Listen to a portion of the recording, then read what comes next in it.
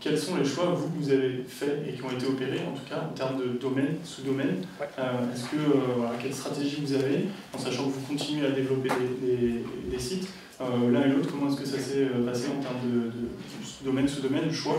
Et on a parlé aussi des langues, on pourra en avoir parlé avant. Est-ce que vous pouvez nous donner un petit exemple de langue justement sur lesquelles vous avez eu des succès ou des choses qui vous ont alerté et que vous pourriez donner à tout le monde? Ouais, je vais y aller du coup. Donc nous, notre stratégie pour un nouveau pays, c'est un nouveau marché. Donc nouveau marché égale, en gros, c'est un CCTLD pour chaque nouveau marché. Les derniers en date, c'est la Russie et la Turquie. Donc ce qui est intéressant avec la Russie, effectivement, c'est la spécificité de l'index. Donc effectivement, on avait d'abord beaucoup plus de trafic provenant d'Yandex au début que sur Google. Et c'est une part qui commence un petit peu à s'équilibrer. On est aussi sur le marché ukrainien, donc sur google.com.ua. Et il y a une spécificité vraiment sur ce marché-là, c'est qu'en fait les gens, même sur Google comme UA, cherchent davantage en russe. Alors qu'on a aussi le site russe à côté. Du coup, c'est pas toujours évident de servir forcément le bon contenu, c'est pas forcément toujours le bon site qui ressort sur le bon domaine Google. D'accord, pour ça, pour corriger ça, vous utilisez des outils?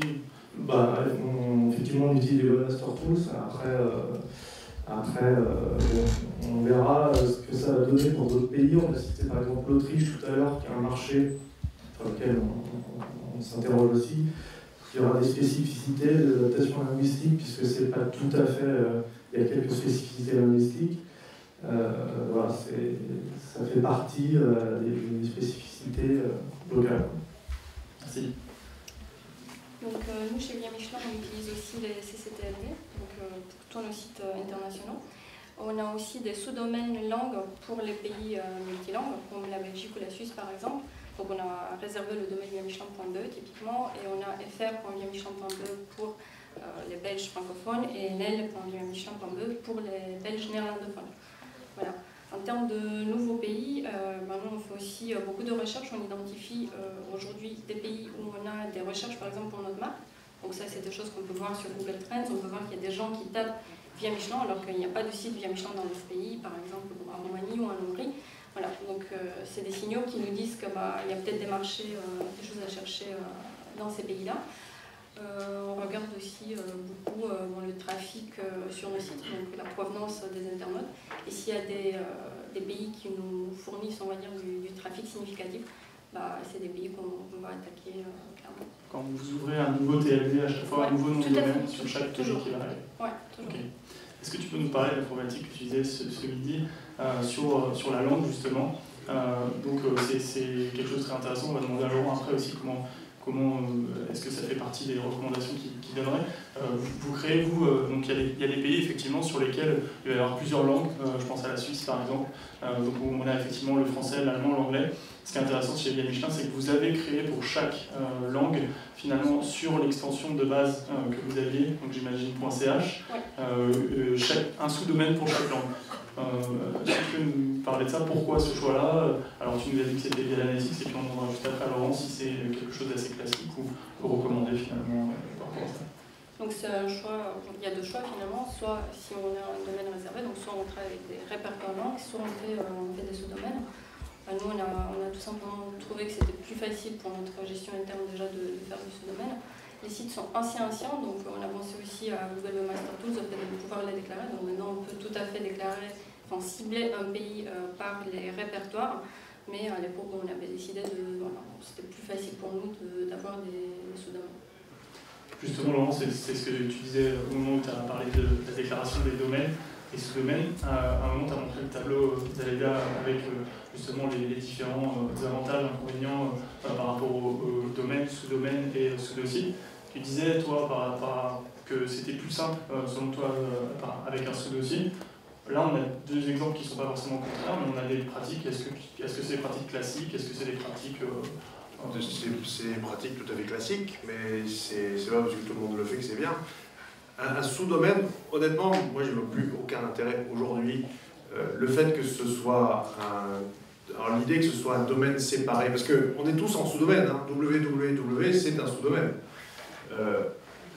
On voit bien que c'est un site séparé, mais que s'il est rattaché, alors là aussi, là-bas au fond, c'est compliqué, ce que je vais expliquer. Si vous avez un sous-domaine, par exemple, je sais pas, un blogspot, un sous-domaine blogspot, il n'a aucune liaison avec le domaine principal blogspot. Si vous créez un sous-domaine pour récupérer du vu de blogspot, là vous avez tout faux. Par contre, dans votre cas, le sous-domaine est complètement rattaché à la carcasse, enfin il y a une footprint commune, et là ça fonctionne quasiment comme un répertoire. Sauf que c'est pas un répertoire. Et on voit bien que par rapport au ce qu'on appelle nous, le transfert du jus, hein, le transfert de popularité, ça passe moins bien vers un sous-domaine que vers un répertoire. Ça, il n'y a pas photo, il n'y a pas que moi qui le dis, on l'a tous constaté. Après, quand vous appelez Michelin, je veux dire, vous en foutez un peu, quoi. Mais moi, je parle pour le commun, pour les communs des mortels. Nous autres, on essaye d'économiser le plus de ressources, mais eux, ils n'ont aucun problème à propulser un sous-domaine. Moi, je parle plutôt dans un truc d'économie et d'aller au plus pratique et au plus rapide. C'est pas normal parce qu'effectivement, alors là on est sur des cas un peu particuliers, qui sont des sites qui ont beaucoup d'influence, beaucoup de jus entre guillemets, comme on dit en SEO. Donc forcément, les choix techniques ne sont pas forcément les meilleurs, mais malgré tout, c'est pas pour ça que ça ne réussit pas et que ça ne marche pas. En tout cas, c'était intéressant de voir et de confronter la théorie et la pratique. Justement, pour parler de ça et remettre un peu votre poste par rapport à la hiérarchie, on va dire. C'était une question intéressante. Est-ce que vous sentez que dans le SEO et à votre poste en tout cas, vous avez une influence possible sur ce qui va se lancer en termes de traduction, en termes de nouveaux pays? Est-ce que vous êtes juste là pour décliner et vérifier que les contenus sont dans la bonne langue ou pas? Ou est-ce que vous avez vraiment un rôle clé, en tout cas l'un et l'autre chez votre annonceur, dans le développement des nouveaux pays et avec une liaison directe par exemple avec la stratégie marketing, la direction marketing? Nous, je dirais clairement qu'on est consulté, moi je suis consultée vraiment dès le début. Mon rôle clé, c'est sûr que le développement à l'international, il est fait selon les intérêts du groupe, etc. Donc on est là aussi pour accompagner le groupe Michelin, faire parler d'eux. Donc forcément on suit les pays où ils vont. Après, carrément, le SEO a un rôle dans le choix des pays. Par exemple, s'il y a plusieurs pays qui sont ciblés, il peut y avoir un arbitrage qui est fait selon le potentiel SEO, selon le gain qui est déjà réalisé à partir en provenance de ces pays-là. Moi, personnellement, je suis impliquée dans vraiment toutes les étapes des processus de lancement du site, de la partie de réflexion, d'interrogation jusqu'à la mise en place, à la déclinaison. Et effectivement, je suis consultée aussi pour tout ce qui est traduction, pour tout ce qui est brief des équipes locales, formation, éventuellement des rédacteurs. Donc après, selon les sites, il y a plus ou moins de contenu. On peut proposer des contenus qui sont liés à la mobilité, c'est des cartes. Bon, il y a moins de contenu. Après, il peut y avoir le guide Michelin, par exemple. Là, il y a clairement des choses à faire en termes de contenu. Et là, il y a un travail SEO et SO, c'est-à-dire tout ce qui est recherche dans les stores, par exemple sur Apple ou Google Play, pour voir un peu vers quelle thématique, vers quel type de contenu on doit s'orienter. La conclusion sur ça, c'est peut-être que effectivement, c'est plus facile quand on est SEO in-house et qu'on travaille sur les problématiques du groupe que quand on est SEO en agence et qu'on vient pour mettre des recommandations, parce qu'effectivement, c'est peut-être pas le même niveau d'influence. Mon expérience, à mon avis, si je ne me trompe pas, le SEO représente plus de 20% du trafic. Non. Oui. Beaucoup plus, oui. Ok. Si vous êtes en dessous de 20%, ils ne vous écouteront pas. Mais il n'y a pas photo. Hein. J'ai vu des responsables SEO qui étaient à moins de 10%, et après ils passent au-dessus de 20%, et là ils ont le droit de bloquer une refonte. C'est aussi simple que ça. La vérité est à l'écran, c'est tout. Donc, le bon interlocuteur pour l'agence, finalement, ce serait un responsable Analytics et SEO chez un annonceur, avec qui il va pouvoir parler et vraiment avoir un poids. Tu vas pouvoir me dire ce que ça donne chez vous. Alors nous, c'est un petit peu différent parce que le SEO en termes de démarchage de nouveaux marchés a une place très minime, on va dire. C'est très simple. En fait, on a une équipe vraiment dédiée au nouveau business parce qu'on est quand même sur un marché très spécifique, le covoiturage. Et du coup, on va faire du covoiturage en Inde, par exemple. C'est pas la même chose qu'en faire en France ou en Allemagne. Donc là, la part de SEO, elle ne sert pas à grand-chose au début, puisqu'il y a énormément de critères plus importants que ça, qui sont justement culturels, comme on parlait au début, et qui, du coup, eux, vont être des facteurs décisionnels dans le choix de pénétrer le marché ou pas. Après, effectivement, ce qui se passe, c'est quand on est dans un nouveau pays, on fait toujours appel, on a toujours une équipe de natifs. Donc c'est extrêmement utile, et pour les traductions, on fait toujours appel à des freelances natifs aussi, avec toujours des personnes, même en interne, qui relisent derrière la qualité des contenus, pour qu'on soit sûr de délivrer justement du bon contenu et que ce ne soit pas juste de la traduction, mais bien de la localisation de contenu. Et après, moi, c'est là où j'interviens aussi pour être capable de savoir si malgré tout, les mots-clés qu'on choisit sont les bons ou pas. Est-ce qu'il y a des mots-clés qui sont interdits, qu'il ne faut pas utiliser, parce que ça peut être des mots-clés, ou un mot-clé qui est le nom d'un concurrent, par exemple, qui concerne aussi le nom de l'activité, on ne veut pas se positionner dessus parce qu'on ne veut pas faire l'amalgame. Voilà, il y a plein de choses comme ça, et du coup, le SEO intervient moins en amont, pardon, peut-être que pour les Michelin. Plus en support finalement de la stratégie de développement. Est-ce que vous traduisez votre site, le nom du site, est-ce qu'il reste le même dans tous les pays? Alors le nom du site reste le même. Après, effectivement, en Russie, les gens recherchent majoritairement en Syrie. Parce que ça arrive des fois que, je sais pas, blabla en hindou, un dialecte machin, ça veut dire fuck off ou... Alors effectivement, je crois qu'il y a eu le problème en Russie, effectivement.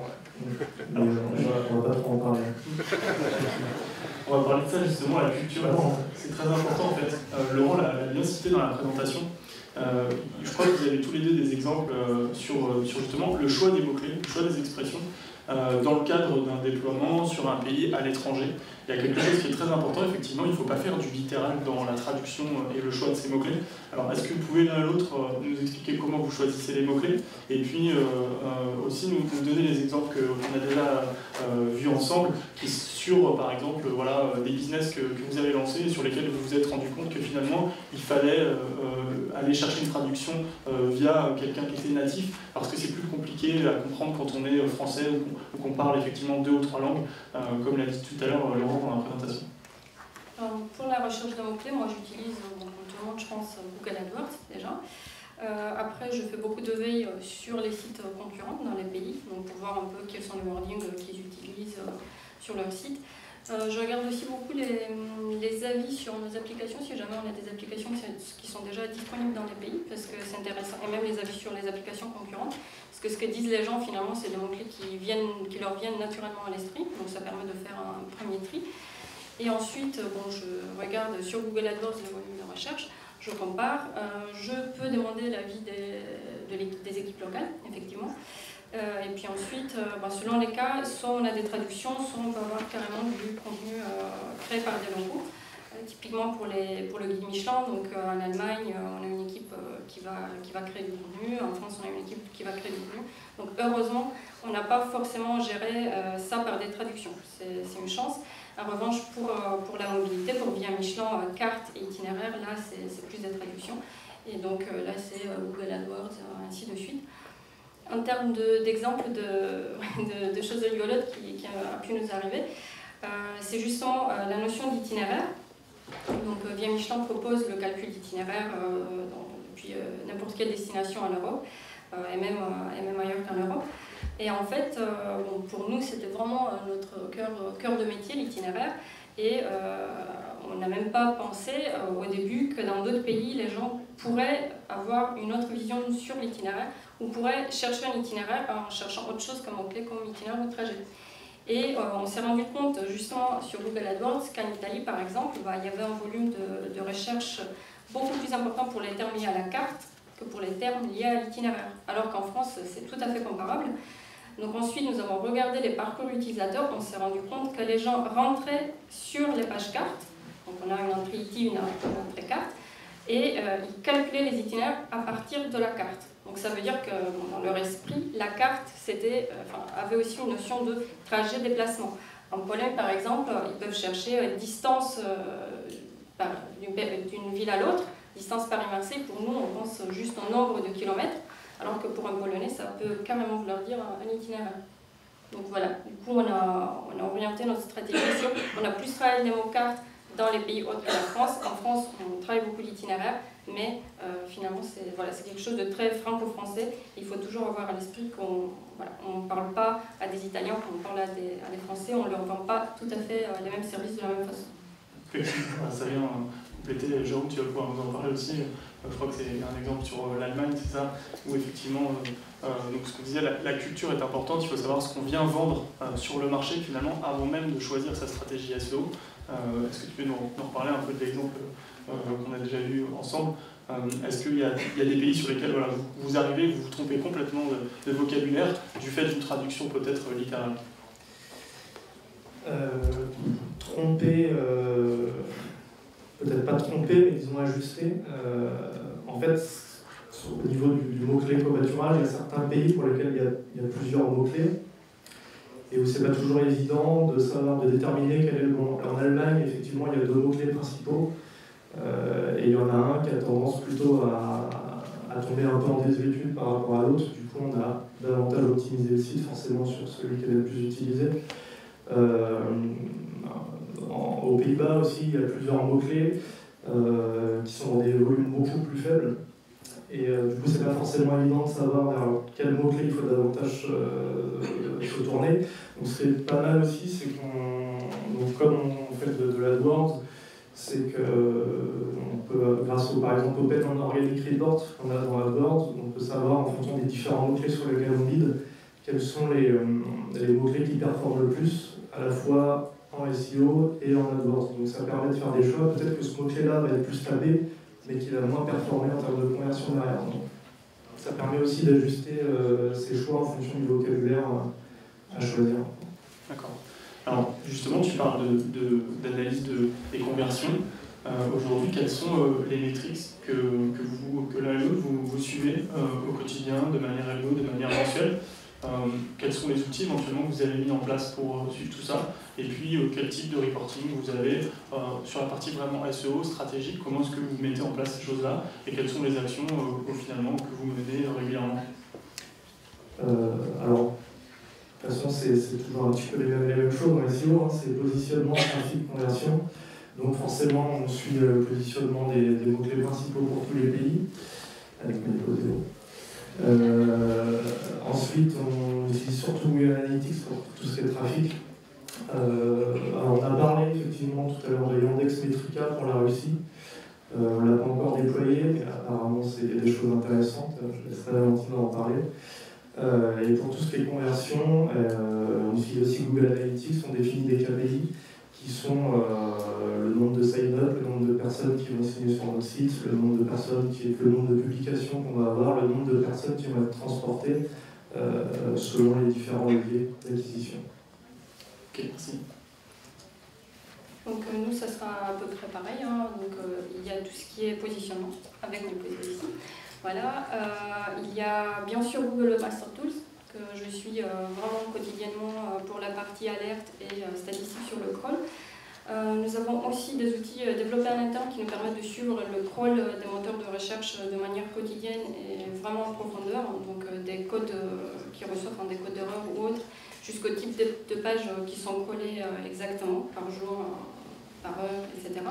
Donc ça c'est un KPI important aussi parce que ça permet de diagnostiquer très rapidement des problèmes de crawl ou même des problèmes de mise en production, par exemple avec plein de pages en code 500 ou code 404 qui pourraient être générées. Ensuite, en termes de web analyse, forcément on regarde l'audience, donc les visites, mais également ce qui se passe après, donc la manière dont convertissent les utilisateurs qui sont en provenance, qui viennent du SEO, le nombre de pages vues qu'ils réalisent pour les sites qui ont un modèle vraiment de monétisation à la page vue, ou le nombre de réservations de restaurants, par exemple, pour le site Michelin Restaurant qui propose ce service. Alors, voilà. Laurent, oui. Je voulais juste ajouter aussi dans les outils que j'utilise au quotidien et qui sont vraiment intéressants, c'est Botify, tout ce qui est l'analyse de log. Et c'est notamment intéressant pour la Russie de voir les différences de comportement entre Yandex et Google lorsqu'on fait une grosse release de page par exemple. On voit comment les outils, enfin comment ça évolue. Et puis ce qui est bien avec Botify, c'est de pouvoir croiser les données justement de pages actives, le nombre de pages qui existent dans la structure du site, les pages orphelines, etc. Donc ça permet de faire des ajustements techniques et stratégiques par rapport au contenu qu'on déploie sur le site. Laurent, il y a des outils que tu recommandes pour l'audience. Alors, j'ai une petite question, même une petite question en buzz un peu. Est-ce que les sites qui ont intégré Google Analytics peuvent être favorisés par Google dans le cadre du ranking? C'est une question comme une autre. Non. Et c'est pas non plus la deuxième question suite à celle-là, c'est je coupe ma campagne AdWords et je me casse la gueule en SEO. Non plus. Non, c'est heureusement d'ailleurs. Si un jour ça fuitait, ce genre de truc, je pense que Google s'autodécéderait immédiatement. Dans les outils web, l'analyse de log, c'est aussi important que l'analytics. Par contre, il y a deux étapes. Il y a un, c'est le crawl, c'est-à-dire analyser ce qu'on a entre les mains. Combien il y en a dans la salle qui savent exactement combien vous avez de pages sur votre site? Combien vous avez de pages? Combien tu as de pages? C'est compliqué, hein? Donc déjà, voilà, il faut vraiment crawler son site, savoir ce qu'on a entre les mains, et ensuite les logs, on peut faire une comparaison entre les deux. Moi, l'outil il n'existe pas, et c'est tout ce qui est basé sur l'engagement. C'est-à-dire que là, on sait les gens qui achètent, les gens qui s'inscrivent, etc. Mais cette espèce d'engagement vis-à-vis des réseaux sociaux, etc., de la relation, c'est pas possible, mais il faut le mesurer, ça. Et alors c'est plus, on est encore dans des trucs artisanaux pour le mesurer, même s'il y a des solutions qui existent, mais j'en ai pas vu aujourd'hui qui me satisfaisaient. Mais c'est peut-être ça qui manque, c'est on va dans un pays et ensuite il faut du feedback. Mais ne serait-ce que écouter son support, ça c'est... Moi j'ai pris des grosses décisions en écoutant les gens du support. Eux, ils parlent aux clients. Et on vous dire des choses qui sont très très importantes. Et qui sont même vitales pour nous autres et qui ont... En tout cas, pour ce que j'ai eu moi, à chaque fois que j'ai eu accès au support, il en a découlé des décisions stratégiques majeures. Donc on voit bien que finalement le feedback aussi c'est quand même quelque chose de très important en SEO, parce que Valentina utilise les feedbacks via les applications, et puis effectivement le support, voilà, j'ai des questions, j'ai des remarques, c'est quelque chose de très important finalement dans la stratégie SEO, et savoir si les pages permettent d'avoir un engagement suffisant, et notamment est-ce que les pages arrivent à obtenir des liens, qu'on va finir sur cette petite partie netlinking. Volontairement on finit par ça parce que c'est quand même quelque chose de spécifique pour les très gros sites. Effectivement, quand on est via Michelin ou quand on est Blablacar, on imagine qu'il y a beaucoup de liens naturels qui vont pointer vers ces sites-là. Est-ce que vous avez malgré tout une stratégie de netlinking précise? Est-ce que c'est une stratégie globale à l'international ou est-ce que c'est une stratégie locale par pays éventuellement? Et comment est-ce que vous gérez cette stratégie? Alors, je vais être très honnête, les liens, je ne suis jamais allée les chercher, vraiment. Au contraire, je fais plutôt du ménage dans Google Webmaster Tools, c'est-à-dire que je me sers du nouvel outil qui permet de désavouer certains liens qui proviendraient des sites qui ne sont pas vérifiés, on va dire, ou qui ont l'air un peu étranges. En revanche, on a pu travailler avec des sites importants en France, mais c'était vraiment plutôt des partenariats, des réels partenariats de contenu qui ont eu aussi un côté SEO, ça pourrait être Voyage SNCF, Le Monde, etc. Enfin, vraiment des sites assez connus et assez qualitatifs. Donc, j'ai pas de stratégie netlinking précise, je suis pas allée chercher les liens parce que les gens nous connaissent et de même, ils placent des liens vers nos contenus sur leur blog, voilà, sur des commentaires, etc. Donc aujourd'hui, on n'a pas eu à le faire, même dans les nouveaux pays. Mais il faut jamais dire jamais. Hein. C'est du confort alors aujourd'hui. Les liens naturels. Ok. Ouais. Alors je veux juste, avant d'aborder le netlinking, revenir sur le côté feedback. Ce qu'on a fait, je me rappelle, je crois que sur la sortie de notre appli Android, en tout cas sur la mise à jour de l'appli, c'est qu'on a créé une communauté sur Google+. Et on a recueilli tous les feedbacks pour améliorer justement, pour avoir des avis justement sur l'appli en question. C'est pas vraiment des SEO, mais c'est une manière de dire qu'on peut, en récoltant les feedbacks, améliorer le produit. Concernant le netlinking, très sincèrement, on ne va pas trop les chercher non plus. La chance qu'on a, nous, c'est qu'on a vraiment une communauté qui est énorme. Donc l'activité sur les réseaux sociaux, elle est énorme. Et les liens, effectivement, ils viennent assez naturellement aussi. On a des équipes en interne qui sont responsables de partenariats. Et donc on crée des partenariats qui créent des liens vers nos sites. Donc moi je fais surtout du monitoring aussi en fait. On a, sur un marché précis, on a fait appel à un prestataire pour une campagne de netlinking. On s'est rendu compte que ça n'avait franchement pas vraiment d'intérêt comparé à l'essor naturel des liens sur le marché en question. Du coup, voilà, effectivement, par rapport à des plus petits sites, on a effectivement la chance d'avoir une grosse communauté et c'est confort. Ça, finalement, ça montre un petit peu que... Laurent intervient. Je rebondis juste sur ce qu'il a dit par rapport aux plus petits sites.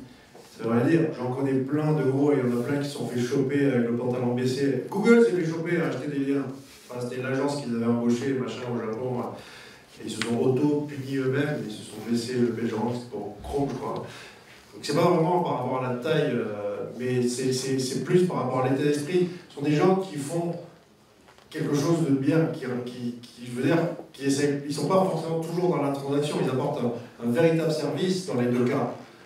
C'est beaucoup plus compliqué quand on est e-commerçant dans la transaction, voilà quoi. Tandis que là, c'est vrai que c'est du bonheur au niveau popularité.